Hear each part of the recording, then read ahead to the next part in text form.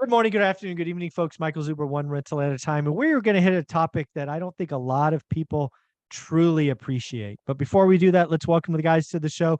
We will go to Matt first. How you doing, buddy? I'm doing super well. Super excited to be here. And Dion, I Howdy, I'm doing great. Ready for round two. awesome. Well, what we got to talk about here, folks, is the power of the 30-year mortgage. I understood the power of the 30-year mortgage up close and personal. That's all I've ever done, except for some commercial loans, which now are 30 years. I saw the pain that occurred to adjustable rate mortgage holders in the '08 crash. Hence, I've never been back. But man, we are seeing pain around the world, the UK, Canada, New Zealand, Australia, where the 30-year mortgage is not an option. It is not a thing.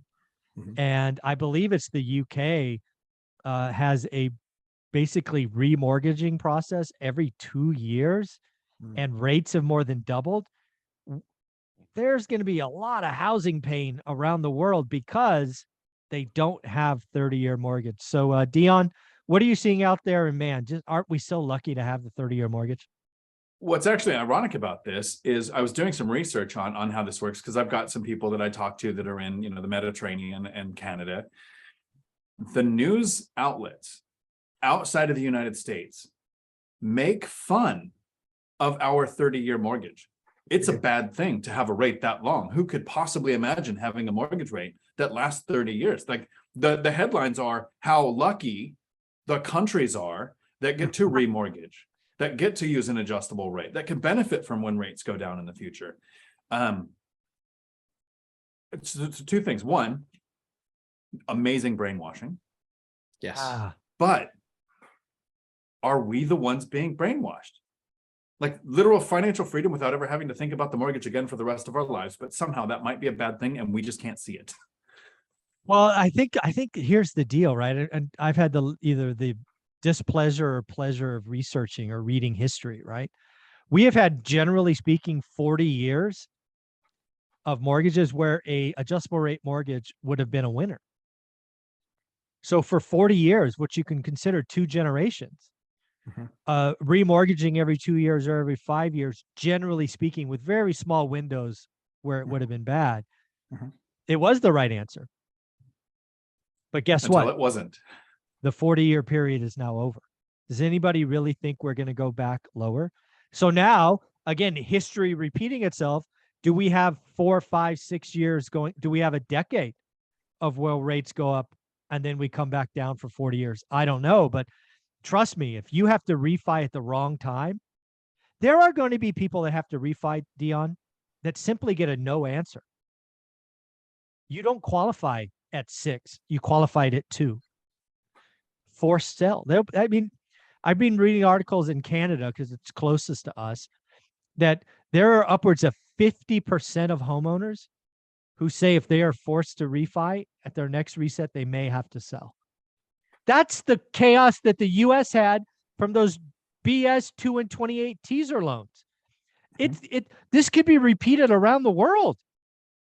It's not good. Matt, you were buying back then. What do you I can't believe that this could be happening. It's crazy to think about.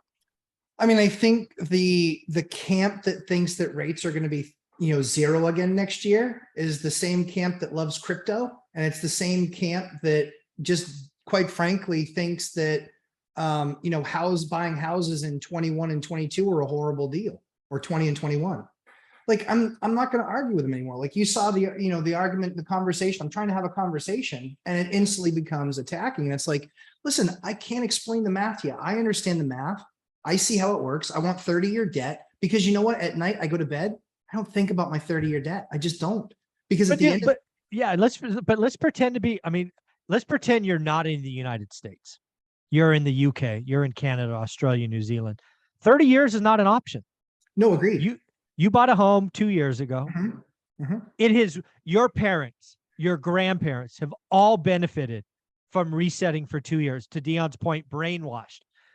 I'm not even sure it's called brainwashing. It's called experience until it wasn't. Right. Now you're looking at this and you're talking to a mortgage broker or a lender or whatever, however that process works. And you're going, my mortgage has to go to what? and my heating has to go to what? Right. And my job is a little unsure. Right. Maybe there's gonna be a lot of forced sells. Like in No. the United States, I think our supply stays artificially low through March, at least. Supply destruction. In Europe, Australia, New Zealand, Canada, they could actually have a wave of supply come on at the Correct. worst time possible. Correct. You throw a lot of inventory on in the winter with higher rates, with no buyers, you can have true demand and price destruction, just like we saw. That's what we saw in 08.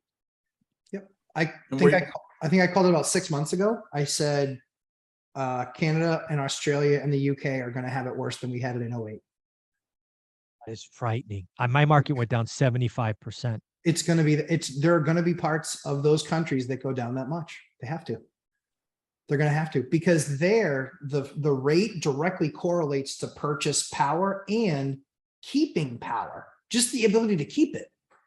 You know? And then in the UK, back when just recently, right? New government came in, Boris Johnson out, new person in, taxes down, spending up, the UK pound or whatever it's called, the gilts, all this stuff blows up.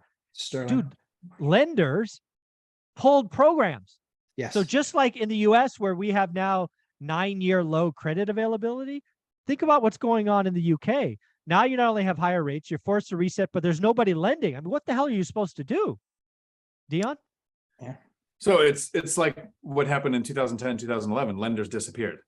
It's gone. So everyone was saying, I'm going to wait for the price crash to buy, that the lenders go away.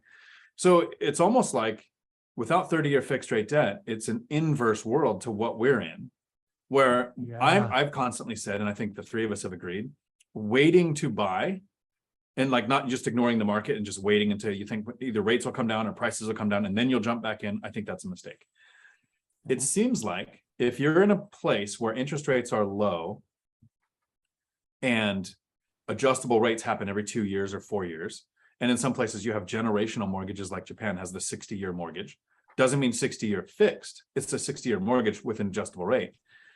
I think that's where cash is really going to be king, like 2011 in the States. Yes. You can scoop up properties at 30% the value. A prediction I have for you is if you were a U.S. citizen and you're in the top 10% and you ever wanted to own property in Europe, guess what? You're going to have a great time to go buy some property in Europe, because the stuff's going to go on sale. And again, what blew up 8, which became 9, which became 10, became 11, is forced sellers. People just couldn't get yes answers from banks. Banks withdrew, banks disappeared. When you got to sell, you got to sell. That's why I believe prices in the US will be stickier, because currently at 3.5% unemployment, nobody has to sell. It's just fact. It's just fact. So the 30-year mortgage is, when the dust settles 12 months from now, the US may have a negative number. I'm not calling it, but let's just say it may happen. But the UK, Canada, Australia, New Zealand, they'll have a negative number. And I'm going to tell you right now, it'll be double digits. Double-digit negative in a year. Ouch. I agree. Matt, bring us home. What do you think? Yeah, I think ROW is in a lot of trouble. Rest of the world is in a lot of trouble. They really are. And I think that what most people don't understand is that when Wall Street has literally billions, if not trillions available to them to buy up assets, because they had unbelievable years and most of these companies' balance sheets are so unbelievably bloated with cash. I get news for you. If you think it's going to be linear, how they grab real estate, you have no idea what you're talking about. It is going to, when they said something like, I want to say that Wall Street owns something like 700,000 single family homes in America, and they want to go to 7 million in 10 years. Heard that. Yeah. You are off your rocker if you think that that's going to be linear. You have no idea what's going to happen is that when it dips 10 or 20 or 30 in different markets, they're just going to go, that's low enough. That's low enough for adjusted return. That's low enough. Yeah. Like I think it was 2 weeks ago, there are already builders who are packaging up finished product and selling them off in bundles at a 15% discount. Just take them. They get their cash back. They don't lose anything.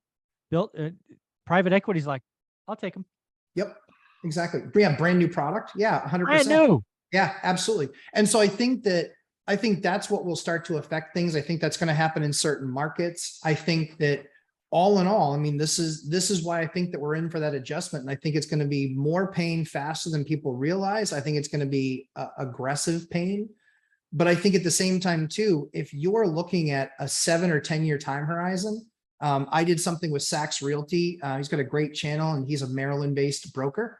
It was fantastic to talk to him because he basically says to people, he does what every broker I think should be doing, which is, do you think you're going to be here 7 to 10 years? Because if you need to leave in 2, you're probably going to get hurt. If you need to leave in 4, you're probably going to get hurt. If you need to leave in 5 or 6, you might be okay. But if you're here 7 to 10 years, that's the right time to be looking at buying a home. And I agree with that because we can't tell the future, and time almost always solves everything. Yeah. So certainly when it comes to finances. So I think that that's really good advice. And I think if people are looking for homes, I think that they need to be looking at the fact of, are you going to be looking at 7 to 10 years that you're going to be in that spot? Because as soon as you decide that you want to sell, it's going to cost you 7% to get rid of it. Yeah, at least. Yeah, exactly. Dion, bring us home. You brought us this topic. It is amazing. I've always loved the 30-year mortgage, but given what I see rest of world, I really, really, really love it. What do you think? I think you nailed it when you said if somebody was ever considering buying in another country, this is the time to do it. But there's a couple reasons. One, the adjustable rate mortgages are going to cause forced sellers, which can create an inventory surplus, which means prices can come down. But 2, it's the first time I remember in my life, and that might be because I didn't pay attention early in life, that the dollar and the pound, like, Parity, are the same. almost. Yeah, right. They were 2.7 decades ago. The pound was stronger than the dollar. So buying outside, I have a friend who just went to Colombia. She went there for the summer, bought an apartment, just paid cash with like $30,000, rents out for $800 a month. Like, Awesome. It was a killer deal. She's dual citizenship. So, I mean, there's factors to consider there. But if you've been thinking about it, this is the time to consider it. Yeah. I like it. I didn't do it in the first video because I got distracted by the pirate outfit. But Dion, where can people find you? I thought we were going to make it through the whole thing without you mentioning why I'm in a pirate outfit. But that's okay. You can find me right here on YouTube, usually not dressed for a wedding. That's a thing. Dion Talk Financial Freedom. And Matt, what about you? And P.S. that is dressed for a wedding. You heard that correctly. Dressed for a wedding. Dressed for officiating a wedding. Correct. He's not a guest like the bride and groom wanted you to be a pirate. No, folks. He's the officiant. Everyone will be dressed normal but me.